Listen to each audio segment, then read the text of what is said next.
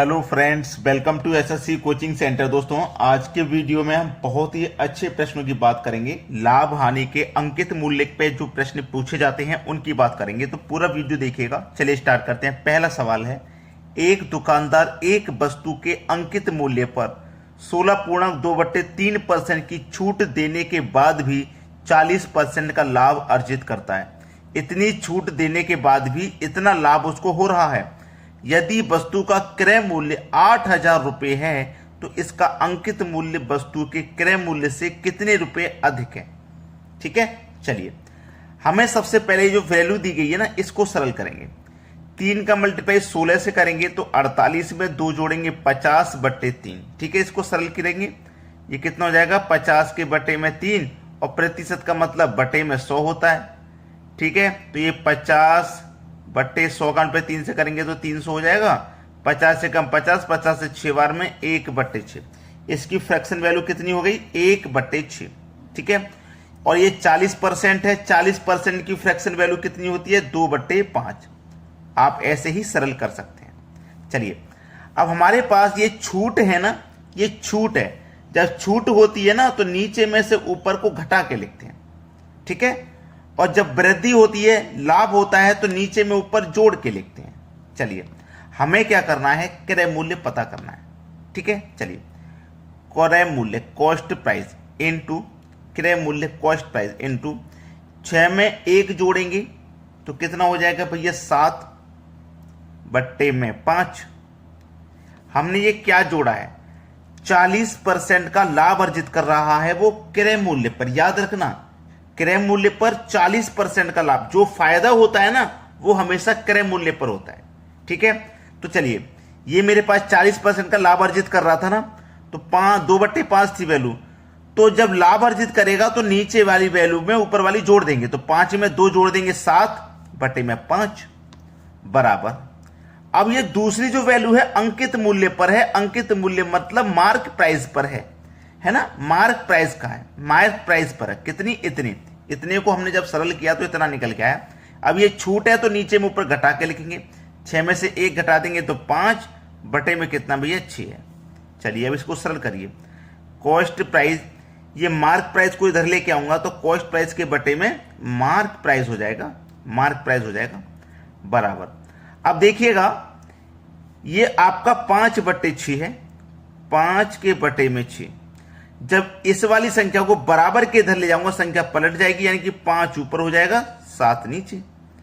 तो 5 का मतलब 5 से करो 25 और 6 सत्ते 42, यानी कि कॉस्ट प्राइस आपका 25 रुपया है और मार्क प्राइस 42 रुपया है। ठीक है, अब हमें देखिए वस्तु का क्रय मूल्य 8,000 रुपये है। यहां देखो क्रय मूल्य कितना है, 25, यहां 8,000। तो रियल में आपका 8,000 है और यहां 25 दिया गया। अब 25 से ये कितना है भैया, 8,000। तो 25 से 8,000 ये कितने गुना पर है, 25 से इसको डिवाइड कर दो, 25 त्रिक का 75, 5 बचेगा 50, 25 दूनी का 50 और 1 0, तो ये 320 गुना पर है। 25 से 8,000 320 गुना है। हमसे क्या पूछा है, अंकित मूल्य के क्रय मूल्य से कितने रुपए अधिक है। अंकित मूल्य से क्रय मूल्य से कितना अधिक है, तो क्रय मूल्य हमारा 25 है, अंकित मूल्य हमारा 42 है, तो 25 से 42 कितना अधिक हुआ, 17 अधिक है। जब ये वैल्यू आपकी 320 गुना है तो ये वाली वैल्यू भी आपकी 320 गुना होगी। तो कर दो भैया, 17 का 0 में करेंगे तो 0, 17 दुने का 34 का 4, कैरी का 3, 17 त्रिक का 42 और कैरी का 3, 17 त्रिक 51 होगा और कैरी का 3 54। तो आपका 5,440 बिल्कुल सही जवाब है। ठीक है, 5,440 डी ऑप्शन। बिल्कुल आराम से सीख रहे हैं, कोई जल्दी नहीं है, कोई जल्दी नहीं है, आराम से सीखेंगे बिल्कुल, क्योंकि जल्दी करेंगे तो कुछ ना कुछ गलती हो जाएगी। इसलिए बिल्कुल आराम से सीखिए। अब जब आराम से एक एक बारीकी से सभी चीजें आप सीख जाओगे तो जल्दी जल्दी तो खुद अपने आप बना दोगे आप, लेकिन सीखना है, सबसे पहला सीखना है। चलिए, अब देखते हैं अगला सवाल। अगला प्रश्न है, ए ने 2 वस्तुएं 4,680 रुपये और 7,020 रुपये में खरीदी। उन्हें 6% और 14.5% के लाभ पर बेच दिया। उसका कुल लाभ प्रतिशत क्या था। देखिए दो वस्तुएं हैं, ये पहली वस्तु हो गई और ये हो गई दूसरी वस्तु। पहली वस्तु को बेच रहा है 4680 में, दूसरी को बेच रहा है 7020 में। ठीक है, चलिए इसको कटा के हम छोटा कर सकते हैं, 0 से 0 कट गया। ठीक है, अब ये 468 और 702 ये दोनों एक ही संख्या से कट रहे हैं, इसके आधे से, 468 के आधे से कट रहे हैं। ये 2 बार में कट जाएगा और ये 3 बार में कट जाएगा, तो इनका 2:3 आ गया। ठीक है, 2:3 आ गया। अब ये मैंने क्या निकाला, ये कॉस्ट प्राइस का अनुपात निकाल लिया। अब ये कॉस्ट प्राइस का मैंने अनुपात निकाल लिया। हमसे बोला गया है ए ने 2 वस्तुएं इतने रुपए में और इतने रुपए खरीदी, उन्हें इतने और इतने के लाभ पर बेच दिया। पहली वस्तु का अनुपात 2 और दूसरी वस्तु का अनुपात 3। पहली वस्तु को बेचा 6% के लाभ पर प्लस, ठीक है, पहली वस्तु को 6% के लाभ पर बेचा है और दूसरी वस्तु को 14.5% के लाभ पर बेच दिया। अब एक चीज समझना, अब इसमें आपको एक चीज समझनी है कि पहली वस्तु को 6% के लाभ पे उसने बेचा है और दूसरी को 14.5 के लाभ पर। इधर लिखता हूं मैं, पहली वस्तु को 6% के लाभ पर बेचा, दूसरी वस्तु को 14.5% के लाभ पर बेचा। ठीक है, समझना प्रश्न को। देखिए 6% के लाभ पर इसे बेचा है, इसमें भी 6% शामिल है। 6% से इसने इसको कितना अधिक में बेचा, 8.5% अधिक में बेचा है। अगर मैं हिसाब लगाऊं, इसको 6 में बेचा तो इसको भी 6 में बेचा, लेकिन इसको 6 से 8.5% अधिक मिला। इस दूसरी वस्तु पर 8.5% अधिक मिला है। बात समझ में आ गई। बस इसी चीज को तो सरल करना है, बात बाकी सब खत्म। प्रश्न में कुछ नहीं बचा अब करने के लिए, इतना ही था प्रश्न। ठीक है, चलिए 6% पूछा क्या है उस पर ध्यान दीजिए। कुल लाभ प्रतिशत क्या है, कुल लाभ क्या है, कुल लाभ प्रतिशत हमें निकालना है। ठीक है, कुल लाभ प्रतिशत तो निकाल लीजिए, कुछ नहीं है, 6% ये हो गया, 6% ये हो गया प्लस 6% ये हो गया।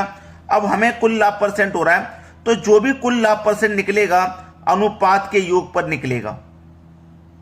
ठीक है, जो भी कुल लाभ परसेंट निकलेगा वो अनुपात के योग पर निकलेगा। देखिएगा यहां 6% है तो 6% यहां भी है, मैंने 6 ले लिया। अब 6% यहां है, 6% यहां है, 8.5 इतना अधिक है। ठीक है, क्यों अधिक है, यहां पे देखिए रेशियो 2 है, यहां पे रेशियो 2 है, यहां पे रेशियो 3 है, तो ये 6% यहां है, 6% में यहां भी लूंगा, यहां 14.5% में 6% तो इसमें भी है, लेकिन 8.5% अधिक है, तो ये 6% मैंने ले लिया। अनुपात दूसरा वाला मेरा कितना है 3, तो मैं 3 लूंगा इनटू ये 3 रेशियो का कितना अधिक है, 8.5% अधिक है, तो इसका 8.5% में ले लूंगा। ठीक है, और क्या करेंगे, अनुपात के योग से डिवाइड कर देंगे, यानी कि 5 से आप डिवाइड कर दो। ठीक है, चलिए 5 से घटाऊंगा, 17 बार में 85 कटेगा, 1 दशमलव यहां आ गया, 17 त्रिक का 51 हो गया, 51, तो 1 दशमलव यहां आ गया। ठीक है, अब जोड़ दो, 6 + 5 11 और 0.1, ये आपके सवाल का बिल्कुल सही जवाब हो जाएगा। देखिए किस ऑप्शन में, डी ऑप्शन में दिया गया है, ये बिल्कुल सही जवाब है। चलिए अब देखते हैं अगला सवाल। अगला प्रश्न है, एक व्यापारी एक वस्तु को इसके अंकित मूल्य के 72% पर खरीदता है। अंकित मूल्य मतलब मार्क प्राइस, जो भी होगा अपने आप में 100% होगा, 100 मान लेता हूं। ठीक है, मार्क प्राइस के 72% पर खरीदता है, मार्क प्राइस के 72% में खरीदता है, यानी कि कॉस्ट प्राइस कितना है, 72 है। 100 की चीज को उसने 72 में खरीदा। ठीक है, 100 की चीज को 72 में खरीदा, फिर अंकित मूल्य पर 14% की छूट देने के बाद बेच देता है। ठीक है, 14% की छूट देने के बाद वो बेच देता है, तो उसका लाभ प्रतिशत में कितना है, प्रतिशत में लाभ बता दीजिए कितना है। चलिए, अंकित मूल्य पर 14% की छूट देने के बाद उसका लाभ परसेंट कितना है, अंकित मूल्य पर, तो अंकित मूल्य कितना है हमारा, मार्क प्राइस कितना है, 100 रुपया है। अब 100 रुपए की चीज पर हम 14% की छूट देंगे, 100 की चीज पर हम छूट देंगे 14 रुपए की, तो कितने में बेचेंगे भैया, 86 रुपए में बेचेंगे, यानी कि सेलिंग प्राइस हमारा क्या हो जाएगा, सेलिंग प्राइस क्या हो जाएगा, 86 रुपए हो जाएगा, क्योंकि हम अंकित मूल्य पर 14% की छूट दे रहे हैं। अंकित मूल्य 100 है, 100 पे 14 की छूट देंगे तो मतलब 86 रुपए में बेचेंगे। ठीक है, अब उसके बाद उसका लाभ परसेंट पूछना है कितना है। चलिए लाभ परसेंट बता दीजिए। 72 रुपए की हमने चीज को खरीदा है और बेच कितने में रहे हैं, 86 रुपए में बेच रहे हैं। 72 रुपए में खरीदा, 86 रुपए में बेचा, 14 रुपए का फायदा कमाया। 14 रुपए का फायदा कमाया। फायदा निकालो चाहे नुकसान, हमेशा कॉस्ट प्राइस पर निकलता है। कॉस्ट प्राइस 72 है, लेकिन प्रतिशत में पूछा है लाभ, तो प्रतिशत के लिए आप क्या करोगे, 100 से मल्टीप्लाई कर दोगे। ठीक है, चलिए अब इसी को कटा लीजिए, आपके आप प्रश्न का आंसर आ जाएगा। 2 से कटाऊंगा मैं, ये 36 बार में कटेगा और 2 से कट जाएगा ये 7 बार में। ठीक है, 7 बार में। 4 से कटाऊंगा, ये 4 नीम 36 और 4 से कट जाएगा ये 25 बार में। 25 का मल्टीप्लाई 7 से कर दो तो 175 हो जाएगा और बटे में कितना, 9। अब 9 से कटा दो इसको, 9 1 कम 9, 17 में से 9 कट गया, 8 बचेगा। 8 में 5 लगा देंगे, 85। ठीक है, तो 9 नीम 81, 85 में से 81 कट गया, 4 बचा, 4 ऊपर बटे में 9, 19.4 बटे 9%। ये किस ऑप्शन में, देख लीजिए डी ऑप्शन में। ये बिल्कुल सही जवाब है आपका। अब देखेंगे अगला सवाल। अगला प्रश्न है, एक वस्तु को 1134 में बेचने पर अनु को होने वाली हानि इस वस्तु को 10% लाभ पर बेचने से होने वाले लाभ के बराबर है। यदि वस्तु को 1354.50 में बेचती है तो उसका लाभ परसेंट बताइए क्या है। देखिए, जो भी वस्तु होती है आप जानते हैं अपने आप में 100% होती है।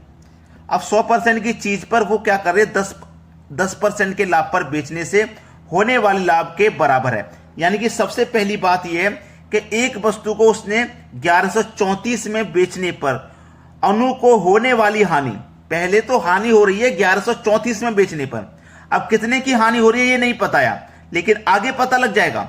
1134 में बेचने पर अनु को होने वाली हानि इस वस्तु को 10% लाभ पर बेचने से होने वाले लाभ के बराबर है। मतलब जितने का लाभ हो रहा है ना उतने की हानि हो रही है। अब हमें 10 का लाभ हो रहा है तो इसका मतलब 10 की हानि हो रही है 1134 में बेचने पर।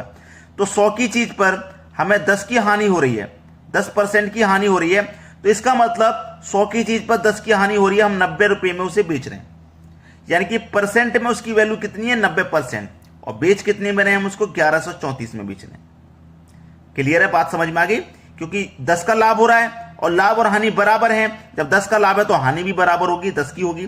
तो 100% का मान होता है किसी भी वस्तु का अपने आप में, उसमें से 10 की हानि होगी, मतलब 90% में आप उसे बेच रहे हैं और रुपए में बेच रहे हैं 1134 में। तो 100% का मान निकाल लो, इसमें 90 से डिवाइड कर दो और 100% का मान निकालने के लिए 100 से मल्टीप्लाई कर दो। ठीक है, यहां तक बात क्लियर है, किसी को यहां तक कोई दिक्कत नहीं। 0 से ये 0 कट जाएगा। ठीक है, 0 से 0 कट जाएगा। 9 से इसको कटाएंगे, 9 1 कम 9, 2 बचेगा, 23, 9 दूनी का 18, 5 बचेगा 54, 9 6 के 54, 126 बार में ये कट जाएगा। और 126 का 10 से कर दूं तो ये 1260 हो जाएगा। ठीक है, 1260 हो गया। इतना सभी को समझ में आ गया। अब ये रियल में 100% की जो वैल्यू थी 1260 थी, लेकिन 1260 से हम उसे 1354 रुपए में अब बेच रहे हैं। 1260 से हम कितने बेच रहे हैं, 1354 में बेच रहे हैं। ठीक है, 1260 से 1354 में बेच रहे हैं। ठीक है, चलिए 1260 से हम कितने बेच रहे हैं, 1354.50। अब देख लीजिए 1260 रुपए की चीज है, मैं उसे 1354 रुपए में बेचूंगा, कितने का फायदा हो जाएगा, 94.5 का फायदा हो जाएगा। ठीक है, ये फायदा कब होगा, जब हमारा 1260 रुपए में हम बेचेंगे। ठीक है, अब ये दशमलव को मैं यहां से हटा लूं तो 2 संख्याएं तो 2 0 आ जाएंगे और गुने क्या कर देना, मुझे 100 कर देना। ठीक है, गुने 100 कर देना। चलिए अब इसे सरल करिए, 3 0 से 3 0 कट जाएंगे, ये कट गए। अब ये यहां से दशमलव हट चुका है, 945 है। कितना ये, 945। डिवाइड कितने से करना है, 126 से करना। 126 से 945 में डिवाइड करोगे 7.5 बार में कट जाएगा। यही हो जाएगा आपके सवाल का बिल्कुल सही जवाब, डी ऑप्शन। चलिए अब देखते हैं अगला सवाल। अगला प्रश्न है, एक वॉशिंग मशीन का अंकित मूल्य 7200 रुपए है। इसे X% प्रत्येक की 2 क्रमिक छूटों के बाद, 2 छूट दे रहे हैं X% की, 4324.50 रुपए में बेचा जाता है, तो X का मान ज्ञात करें। लगातार 2 छूटें X% की, उसने ये बोला है। तो कितने बेच रहे हैं, 4324.50 पैसे में। कितने रुपए की वस्तु थी? 7,200 रुपए की। अब उसने क्या बोला है? X% की 2 क्रमिक छूटें, 2 लगातार छूटें है ना, 2 क्रमिक छूटें X% की। तो ऐसा प्रश्न कभी भी रहे तो इसके ऊपर आप 1/2 पावर रख देना। 1/2 का मतलब क्या होता है? स्क्वायर रूट में बदल जाता है। अब चलिए इसको मैं कटाऊंगा, 9 72 और 2 0। अब यहां पे सबसे पहले कटाने से पहले मैं दशमलव को हटा लेता हूं। दशमलव को हटाऊंगा, दशमलव 2 संख्या तो 2 0 आ जाएंगे, 2 ही 0 तो आ जाएंगे, तो 1 0 से 1 0 कटेगा। अब यहां पे 9 72 कट गया, 9 72, 8 बार में 3 0 है तो ये 3 0 आ जाएंगे। अब 9 से इसी को कटाऊंगा मैं। अब ये दशमलव का सिस्टम खत्म, अब डायरेक्ट कटाओ। 9 चौके 36, ठीक है, 9 चौके 36, 43 में 36 कट गया तो बचेगा 4 और 3 7 बचेगा, 7 में 2 लगा देंगे 72, 9 72, ना जाने का 0, 45, 9 पंजे 45, 4800 5 बार में ये कट गया। अब ये कट जाएगा 5 से 1600 बार में, और 5 से कट जाएगा 961 बार में। अब देखो ऊपर कितना है? 961 बटे में कितना है? 1600, और दोनों की पावर 1/2 है। अब 1/2 है तो मतलब इसका भी स्क्वायर रूट होगा, इसका भी। तो 961 का स्क्वायर रूट कितना होता है? 31, और 1600 का कितना होता है? 40। 31 रुपए की चीज से आप 40 रुपए में बेच रहे हैं तो 9 रुपए का प्रॉफिट है ना। कितने पर? 40 पर, और गुने 100। हमें x का मान पता करना है। 20 से 2 बार में, 20 से 5 बार में, 9 पंजे 45, 45 में 2 से आप डिवाइड करोगे तो 22.5%। ये आपके सवाल का बिल्कुल सही जवाब है, बी ऑप्शन। क्लियर हो गया ना सभी को? चलिए अब देखते हैं अगला प्रश्न। अगला प्रश्न है, एक वस्तु x रुपए में बेची जाती है, यदि इस कीमत के 54.6/11% पर इसे बेचा जाए तो 22% की हानि होती है। जब इसे x रुपए पर बेचा जाए तो प्रतिशत लाभ क्या है? बहुत अच्छा सवाल है भाई, बेहतरीन क्वेश्चन। ठीक है, चलिए ऐसा प्रश्न आपको कभी भी आ जाए तो क्या आप कर पाओगे इसे? प्रिंसिपल जब आपको नहीं पता तो आप प्रिंसिपल को 100 मान लीजिएगा। ये बात तो आपको अच्छे से पता है, जब प्रिंसिपल आपको नहीं मालूम तो आप उसे 100 मान लेंगे। ठीक है, 100 मान लेंगे। वैसे तो ये प्रश्न मैं आपको होमवर्क के लिए देने वाला था, लेकिन अब नहीं दूंगा, अब मैं आपको इसे कराऊंगा। चलिए, आपको क्या बोला है? एक वस्तु x रुपए में बेची जाती है तो यदि इस कीमत के 54.6/11% पे से बेचा जाता है तो 22% की हानि होती है। 22% की हानि होती है जब इतने परसेंट पे उसे बेचा जाएगा। जब इसे x पर बेचा जाता है तो प्रतिशत लाभ क्या है? जब x पे बेचा जाता है केवल। बहुत बढ़िया सवाल है ये, बेहतरीन क्वेश्चन। ठीक है, बेहतरीन क्वेश्चन है। चलिए, ये हमारा कितना है? 54.6/11%। अगर मैं इसे केवल 6/11% लिख लेता हूं, कितना? 6/, ये 54 मैंने अभी मिस कर दिया, 6/11 रख दिया। तो 6/11 का मतलब क्या है? हम इसे x रुपए में बेच रहे हैं। नीचे वाली जो वैल्यू है वो हमारा x है, नीचे वाली वैल्यू x है। ठीक है, नीचे वाली वैल्यू क्या है? हमारी x, यानी कि 6 रुपए की चीज को हम 11 रुपए पे प्रॉफिट में बेच रहे हैं। ठीक है, 6 रुपए की चीज को 11 रुपए के प्रॉफिट में बेच रहे हैं। अब हमारे पास ये कितना निकल के आया? 6 रुपए का। हमने ये 6 लिख लिया। अब देखिएगा, प्रिंसिपल हमारा कितना था? 100 था। हमारा ये कितना निकल के आया? 6। ये तो हमारा x का मान हो गया 11 रुपए पे 6 निकल के आया। अब देखना, ये हमारे पास 22% की क्या है? हानि। तो 100 की चीज पर अगर 22 की हानि होगी तो हम कितने बेचेंगे? उसे 78 में बेचेंगे। तो इसका मतलब 6 का मान 78 है, तो 1 का मान हमारा 13 हो जाएगा, और 11 का मान फिर 143 हो जाएगा। 11 का मान हमारा कितना हो जाएगा? 143, क्योंकि इस 11 का ही तो मान पूछा है, x का ही तो मान पूछा है। x रुपए चला तो x प्रतिशत लाभ क्या है? तो 143% में अब 100 की चीज है कोई, उसे हम 143 में बेचेंगे तो फायदा तो 43% का होगा ना। बी ऑप्शन बिल्कुल सही जवाब है भाई। देखो, 100 की चीज को मैंने 143 में बेचा तो फायदा तो 43 का होगा। तो उम्मीद करूंगा कि सभी को प्रश्न अच्छे से समझ में आ गया, किसी को कोई समस्या नहीं होगी। तो 1 लाइक तो हमारे इस वीडियो के लिए बनता है, 1 लाइक तो जरूर करके जाइएगा। ठीक है दोस्तों, धन्यवाद।